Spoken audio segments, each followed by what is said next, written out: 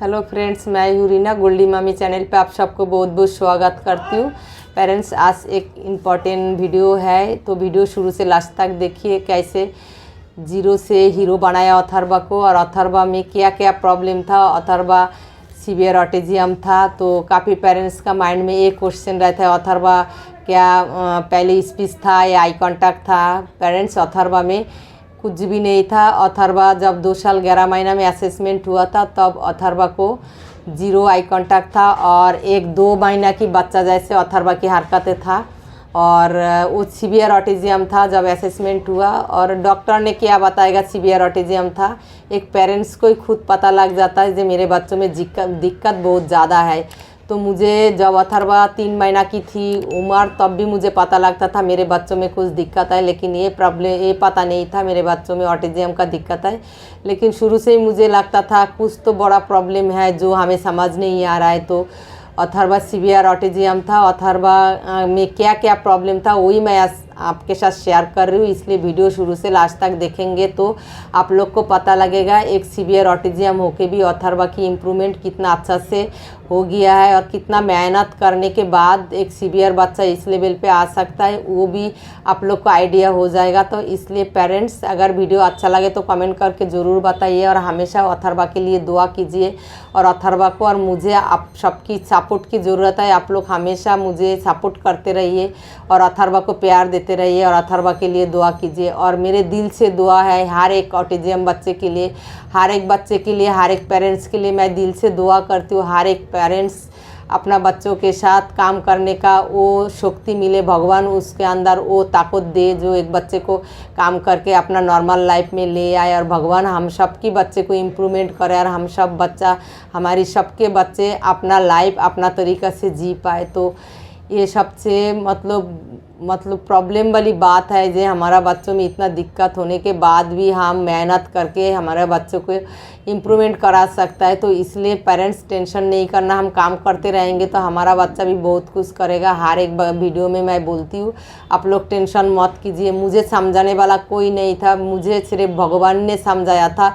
तो मैं अभी सोचती हूँ भगवान ने शायद मुझे सद्बुद्धि दिया था, इसलिए किसी का समझाने वाला कोई था ही नहीं, मुझे सपोर्ट करने वाला कोई था नहीं। फिर भी मैं अपना दिल में ये हमेशा सोचती थी, अगर मैं मेहनत करके अगर हो सके तो मैं अपना बच्चे को जितना हो सके इम्प्रूवमेंट कराऊंगी। अगर मेहनत करने से बच्चे को इम्प्रूवमेंट आएगा तो मैं अपना जी जान लगा दूंगी। तो ये सोच के मैं अथर्वा के साथ चलती थी। तो आ जाइए, अभी सुन लीजिए अथर्वा में क्या क्या दिक्कत है, क्या क्या दिक्कत था। अभी तो अथर्वा 80% नॉर्मल हो गया, अभी ज़्यादा कोई दिक्कत है ही नहीं।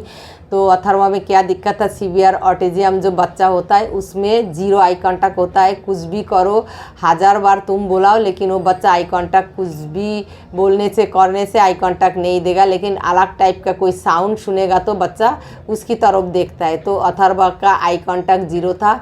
अथर्वा इतना ज़्यादा हाइपर था जे 104 फीवर लेके भी अथर्वा चैन से बैठ नहीं सकते थे। 1 सेकेंड अथर्वा को बैठाना मेरे बस का बात नहीं था। 1 सेकेंड मैं अथर्वा को बैठा नहीं सकती थी। वो 103 बुखार लेके भी भागता रहता था। तो इतना हाइपर था मेरा बच्चा, और घर के अंदर पूरा सीधा सीधा सारे सामान हटा के इधर से उधर, उधर से उधर इतना तेज़ भागता था। अगर वो भागने के टाइम कोई रुको तो उसको इतना मारता था, खुद ज़मीन पे पटक के रो पड़ता था, इधर उधर बहुत ज़्यादा परेशान करता था। और मुझे समझ नहीं आता था अथर्वा में क्या प्रॉब्लम है। तो अथर्वा हाइपर था और सीवियर था, 0 आई कांटेक्ट था, इधर से उधर भागता था, 1 सेकेंड बैठता नहीं था। फिर क्या प्रॉब्लम था, वो गोल गोल घूमता था। फिर 1-2 चीज़ें मिल जाए तो चीज़ों को लाइन लगाता था, फिर घूमता हुआ चीज़ें देखता था। फिर अथर्वा में ब्लोइंग एक्टिविटी ब्लोइंग करने का वो कॉन्सेप्ट नहीं था। अथर्वा में च्यूइंग करने की प्रॉब्लम था। अथर्वा खाना चिबा के नहीं खा सकते थे, च्यू करके नहीं खा सकते थे। 5 इयर्स तक अथर्वा ने मिक्सी में पीस के खाना खाया। अथर्वा में ईटिंग प्रॉब्लम था, हर एक खाना अथर्वा खा नहीं सकते थे। अथर्वा 3 खाना खाते थे, 5 साल तक 3 खाना ही खाया, और वो भी मिक्सी में पीस के खाया। तो ईटिंग प्रॉब्लम था। अथर्वा में स्लीपिंग प्रॉब्लम था, इतना ज़्यादा हाइपर था अथर्वा। पूरा रात सोता नहीं था, सुबह 4 बजे सोता था और दिन को 11 बजे उठता था। इतना प्रॉब्लम था, और दिन को फिर नहीं सोता था। और स्मेलिंग का प्रॉब्लम था, घर में कोई आ जाए उसको जूता चप्पल या बॉडी का स्मेल करना, सिर का स्मेल करना, लोगों को बार बार टच करना, लोगों को हक करना, इसका प्रॉब्लम था। फिर कोई गीला चीज़ों में हाथ नहीं लगाना, जैसे आटा हो, मैदा हो, पानी हो, कोई चीज़ों में हाथ नहीं लगाना, कोई चीज़ पका के खाने का कॉन्सेप्ट नहीं था, और कोई चीज़ जैसे चावल हो, कुछ भी हो, उसको कोई चीज़ पकाना, टच करना, सॉफ्ट चीज़ें हो, गीला चीज़ें हो, कुछ भी पकाने का उसको कॉन्सेप्ट नहीं था, और उसको अच्छा नहीं लगता था। सेंसरी प्रॉब्लम इतना था, अगर एप्पल दे दो उसको हाथ में तो इतना रोता था, मतलब कोई चीज़ पकड़ लेता था, उसको टच का इतना ज़्यादा प्रॉब्लम था। फिर ड्रेस पहनने में भी उसको दिक्कत था, जैसे कपड़ा पहनना, फिर कैप पहनना, सॉक्स पहनना, सर्दी के टाइम ब्लैंकेट कवर करना, इसमें भी प्रॉब्लम था। अथर्वा की हेयर कटिंग में भी प्रॉब्लम था। अथर्वा हेयर कटिंग करने के टाइम इतना चिल्लाता था, और कोई पर भी जाके उसको लेके नहीं जा सकते, घर में बैठ के ज़बरदस्ती पकड़ के मैं बाथरूम में लेके इतना मुश्किल से हेयर कट करता था। ऐसे लगता था जो उस घर में फाइट हो रहा है, मतलब दूसरे लोगों को पता लग जाता था अथर्वा की हेयर कट हो रहा है। इतना परेशान थी मैं जो कैसे इसको हेयर कटिंग का प्रॉब्लम सॉल्व होगा, लेकिन सारे प्रॉब्लम अथर्वा की सॉल्व हो गया। और अथर्वा की साउंड सुनने में भी दिक्कत था, कोई भी साउंड वो ब्रेन में नहीं ले सकते थे। कोई भी ऊंचा साउंड हो, जैसे बैलून का साउंड हो, कार का साउंड हो, जैसे मोटरसाइकिल बाइक का साउंड हो, कुकर का सीटी हो, मिक्सी का आवाज़ हो, ड्रम बजाने का आवाज़ हो, लाउड म्यूजिक का आवाज़ हो, कोई भी साउंड हो नहीं सुन सकती थी, इतना चिल्लाते थे। फिर अथर्वा को नया जगह जाने में भी दिक्कत था, किसी के घर में लेके गया तो इतना हाइपर होके रोता था, मतलब रोने का प्रॉब्लम था। ट्रांसपोर्ट में चढ़ने के प्रॉब्लम था, जैसे अथर्वा बस बोलो, कार बोलो, मतलब कोई भी चीज़ों में चढ़ना उसको पसंद नहीं था, बहुत चिल्लाता था। उसको थेरेपिस्ट ने बोला था उसको दम घुटता था नया जगह में जाके, छोटा जगह में चढ़ के, मतलब वो जहाँ पर रहता है वही उसको कंफर्टेबल लगता था, वह ठीक रहता था। बाकी अगर घर से बाहर ले जाओ, कोई नया जगह पे, नया घर पे, शॉपिंग मॉल पे, मार्केट पे, कोई पर भी ले जाओ, मेरा बच्चा बहुत चिल्लाता था। रोने का भी इतना ज़्यादा प्रॉब्लम था। फिर मारने का प्रॉब्लम था, मुझे बहुत मारता था। फिर थ्रोइंग का प्रॉब्लम था, कोई भी चीज़ होता था तो ऊपर की तरफ थ्रो कर देता, या तो बेलकोनी से बाहर नीचे की तरफ थ्रो कर देता था। फिर अथर्वा को गोल गोल घूमने का कॉन्सेप्ट था, वो खुद ही गोल गोल घूमता था, अगर उस टाइम डिस्टर्ब करो तो बहुत रोता था। फिर लंबा चीज़ें लेके, जैसे चार्जर हो, धागा हो, बाल हो, ये लेके अथर्वा बहुत खेलता था। अगर वो चीज़ ले लो तो अथर्वा बहुत चिल्लाते थे, रोते थे, पटक पटक के मारता था। थ्रोइंग का प्रॉब्लम तो मैंने बताया, हर चीज़ थ्रो करता था। फिर अथर्वा में और भी दिक्कत था, क्या है, अथर्वा को मतलब कोई लोग घर पे आ जाए तो अथर्वा इतना चिल्लाता था नया लोग देख के। और फिर हैंड फ्लैपिंग का प्रॉब्लम था, अथर्वा हैंड इतना ज़्यादा फ्लैपिंग करता था। अथर्वा की टो वॉकिंग था, टो पे वॉक करता था, कुछ भी हो जाए डिस्टर्ब करो फिर भी अथर्वा की टो वॉकिंग करना था। फिर अथर्वा की सेल्फ टॉक था, वो सेल्फ टॉक क्या करता था, अपना लैंग्वेज में क्या बोलता था मुझे नहीं पता था, मतलब अपने आप बुरबुर बुरबुर बुरबुर करके कुछ आवाज़ निकालता था, कुछ बोलता था, कोई अपना साउंड निकालता था, अजीब तरीक़ा की साउंड भी निकालता था। और क्या करता था अथर्वा, धक्का मारने का, जैसे कोई घर पे आ जाए या मैं खड़ा हूँ तो पीछे से आके एकदम से धक्का मार देता था। फिर सेल्फ लाफिंग जो होता है, सेल्फ टॉक की प्रॉब्लम तो था ही, आज साउंड निकलता था और अजीब तरीक़ा की कुछ बोलता था जो किसी को समझ नहीं आएगा। और सेल्फ लाफिंग जैसे अपने आप हंसता था। सेल्फ क्राइंग था, जैसे कभी एक हफ्ता अपने आप हंसेगा, अगर डिस्टर्ब करो, मना करो तो ज़्यादा हंसेगा, कोई कारण नहीं था और हमें समझ भी नहीं आता था क्यों इतना हंस रहा है। फिर कभी कभी इतना रोने लग जाता था, कोई कारण नहीं है, हमें कुछ नहीं पता है, लेकिन रोना तो रोना ही है। एक हफ्ता 15 दिन ऐसे ही चलता था रोने का, कभी 15-20 दिन ऐसे चलता था हंसने का, मतलब हंसने का सेल्फ लाफिंग, सेल्फ क्राइंग का प्रॉब्लम था। और फिर क्या करता था अथर्वा, जैसे कोई नया खाना उसको दे दो तो वो उल्टी कर देता था, और कोई भी खाना दो तो वो मतलब चिबा नहीं सकते थे। और खाने पीने में बहुत ज़्यादा दिक्कत था, और स्लीपिंग में भी प्रॉब्लम था, ये शायद मैंने बता दिया, स्लीपिंग में प्रॉब्लम था। तो हर एक प्रॉब्लम धीरे धीरे हम काम करते रहेंगे, प्रॉब्लम के हिसाब से हम काम करते रहेंगे तो फिर हमारा बच्चे का हर प्रॉब्लम सॉल्व हो जाता है। अथर्वा की ग्रोस मोटर में बहुत प्रॉब्लम था, फाइन मोटर में बहुत प्रॉब्लम था। जैसे कोई पर भी लेके गया, अथर्वा मेरे हाथ पकड़ा हुआ है लेकिन चलते चलते हाथ तो मेरे हाथ में है लेकिन वो ज़मीन पे गिर गया, तो उसको पैर में भी जान नहीं था, सीढ़ी चढ़ना जीना चढ़ना भी उसके लिए मुश्किल था, कोई चीज़ पकड़ना उसके लिए मुश्किल था, पेंसिल होल्डिंग में प्रॉब्लम था। मतलब हर एक चीज़ में ऐसे कोई प्रॉब्लम नहीं था जो अथर्वा में नहीं था। थूकने का प्रॉब्लम था, काटने का प्रॉब्लम था, गुस्सा होकर काट देता था। फिर मतलब चींटी काटने का प्रॉब्लम था, वो मीन्स कर देता था मेरे को। मतलब ऐसे कोई दिक्कत नहीं था जो मेरे बच्चों में नहीं था। लेकिन मुझे ये नहीं समझ आती थी कि क्यों ऐसे कर रहा है, मेरे बच्चों में इतना दिक्कत क्यों है। तो मुझे 2 साल से पूरा बिल्कुल मतलब कंफर्म हो गया था मेरे बच्चों में बहुत बड़ा कुछ प्रॉब्लम है, तो जो मुझे पता नहीं है तो क्या प्रॉब्लम है। फिर कार दे दिया खेलने के लिए, तो कार का जो पहिया है उससे खेलना नहीं आता था, पार का पहिया घुमा के फिर वो दिखता था। मतलब हर एक घूमता हुआ चीज़ें जब रोड में निकालती थी ऑटो में लेके, एक अथर्वा को ऑटो में बैठना पसंद था, बाकी कोई भी चीज़ों में बैठना पसंद नहीं था, हर एक चीज़ों में बैठ के रोने लग जाता था। तो ऑटो में लेके जब मैं उसको कोई जाते थे तो फिर अथर्वा जब भी कार चलता था, गाड़ी चलता था रोड में, हमेशा नीचे की तरफ ऐसे झुक के कार का पहिया दिखता था। और ज़मीन पे कोई कारण नहीं है, ज़मीन पे लेट जाता था।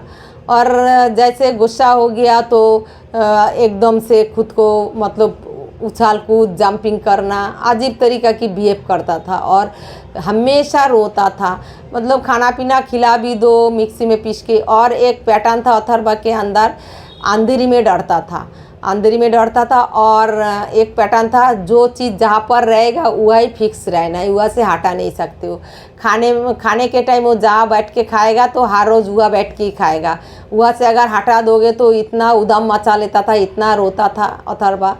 लेकिन अभी ऐसे कोई प्रॉब्लम अथर्वा में नहीं है। जितना प्रॉब्लम मैंने बताया सारे प्रॉब्लम सॉल्व हो गया, और ये सारे प्रॉब्लम 5 साल के बाद ही परफेक्ट सॉल्व हो गया।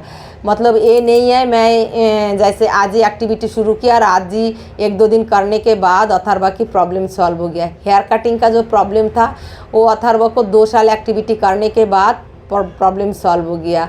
साउंड सुनने का जो प्रॉब्लम था, साउंड सुन के जो डरता था, वो अथर्वा के साथ 4 साल एक्टिविटी करने के बाद वो प्रॉब्लम सॉल्व हो गया। ऐसे काफ़ी लंबा टाइम हर एक चीज़ में एक्टिविटी करने के बाद अथर्वा की ये सारे प्रॉब्लम सॉल्व हो गया।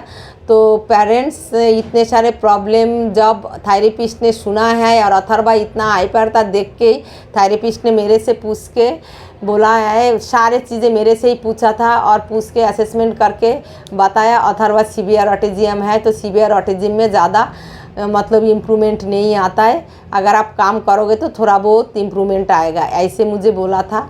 लेकिन मैंने देखा, जो मैंने प्रैक्टिकली फील किया अथर्वा के साथ एक्टिविटी करके, जो अनुभव मुझे मिला, जे हम काम करेंगे, हम अपना मतलब पूरा टाइम डे का पूरा टाइम मॉर्निंग से नाइट तक अगर पूरा टाइम हम बच्चे को बिजी रखेंगे, काम पे, एक्टिविटी पे, फन गेम पे, किसी चीज़ों में हम अगर बच्चे को इंगेज रखेंगे, बिजी रखेंगे, तो हमारा सीवियर बच्चा भी बहुत कुछ कर सकता है।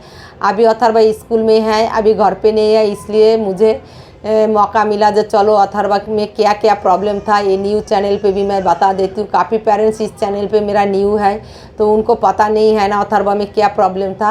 अथर्वा 0 लेवल की था। अथर्वा जब एक सीवियर बच्चा ऐसे ही होता है, कुछ भी हो जाए आई कांटेक्ट देगा ही नहीं, और कुछ भी हो जाए वो चैन से नहीं बैठ सकता है। तो सीवियर बच्चा उसको कहता है, जो एक 2 महीना की बच्चा की बराबर, 2 साल 11 महीना की बच्चा एक 2 महीना की बच्चा के बराबर होता है, जिसको कुछ भी समझ नहीं है, कुछ मतलब आई कांटेक्ट बोलो कुछ भी समझ नहीं आएगा, जिसको हर एक काम A to Z हाथ पकड़ के सिखाना पड़ा। अथर्वा को हर एक एक्टिविटी मैंने सिखाया, काफ़ी लंबा टाइम लगा, सालों साल लगा है, लेकिन हैंड पकड़ पकड़ के सिखाना पड़ा। अथर्वा अपना आइडिया लगा के जे 1-2 बार दिखा दिया और अथर्वा ने एक्टिविटी सीख लिया, नहीं, सालों साल लगा और वो भी हैंड पकड़ के सालों साल उसके साथ करना पड़ा, फिर जाके अथर्वा ने सीखा। तो पेरेंट्स, मेरा बच्चे में ये ये प्रॉब्लम था। तो आप लोग सुन के तो आप लोग को आइडिया आ जाएगा जो अथर्वा अगर ये प्रॉब्लम सारा अथर्वा की सॉल्व हो गया तो आपका बच्चे का भी सारे प्रॉब्लम सॉल्व हो जाएगा। आप लोग बच्चे के साथ काम करते रहिए, बच्चे के नीड के हिसाब से किसी की बातों में ध्यान नहीं देना, सिर्फ हमें काम करते ना रहना है, बच्चों को बिजी रखना है, बच्चे को मतलब इंगेज रखो, फ्री नहीं छोड़ो। जितना आप ज़्यादा टाइम फ्री छोड़ोगे बच्चा उतना ज़्यादा ही अपना दुनिया में खोया हुआ रहेगा। बच्चे को हमें बिजी रखने का एक ही मतलब है, बच्चे को अपना दुनिया से बाहर निकालने का। तो मैं जब अथर्वा के साथ काम किया था मेरे पास कोई फ़ोन उन भी नहीं था, तो मैं हमेशा बिजी रख सकती थी, क्योंकि मेरे पास जैसे किसी का फ़ोन आता तो मैं फ़ोन नहीं उठाती थी। छोटा एक फ़ोन था, मैं रात को 11 बजे जिससे बात करना हो तो मैं उसके साथ बात करती थी। दिन में मैं किसी का फ़ोन नहीं अटेंड करती थी। अगर मैं फ़ोन पे बात करने लग जाऊंगी तो फिर मेरा बच्चा अपना बिहेवियर दिखा देगा, और बिहेवियर की प्रॉब्लम बहुत ज़्यादा था। वेट का कॉन्सेप्ट नहीं था, वेट नहीं कर सकती थी, जो चीज़ चाहिए तो इमीडिएटली चाहिए। अगर घर से बाहर ले जाओ तो घर पर आना ही नहीं है।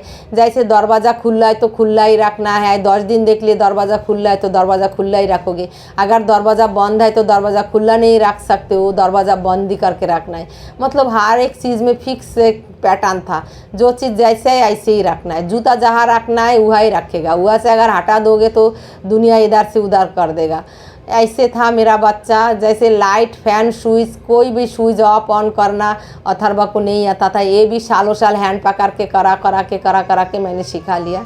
तो आपके बच्चों में भी जो प्रॉब्लम है सारे सॉल्व हो जाएगा। आप लोग काम करते रहिए। जो प्रॉब्लम है मेरा वीडियो सारे रीना अथर्वा चैनल पे वीडियो डाला हुआ है, वहाँ से आप सर्च मार के देखिए और सारे एक्टिविटी बच्चों के साथ कराइए। आपका बच्चा भी नॉर्मल हो जाएगा जैसे अथर्वा हो गया। अथर्वा का टॉयलेट पॉटी ट्रेनिंग भी नहीं था, वो भी मतलब अथर्वा के 3 साल से मैंने शुरू किया था। 7.5 साल में जाके 6.5 साल तक घर में सीख लिया था, लेकिन 7.5 साल में स्कूल में जाके भी पैंट में कर देता था।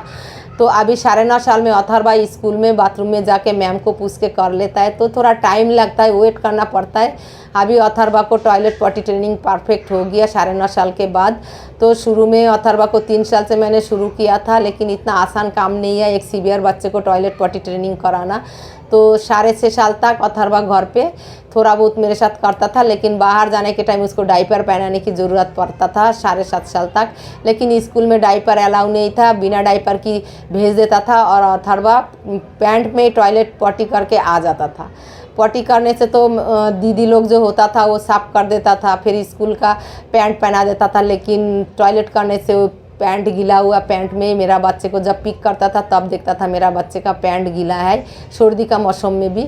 तो फिर मैं पैंट बैग में रखती थी, उसको पहना के चेंज करके फिर मैं घर लेके आती थी।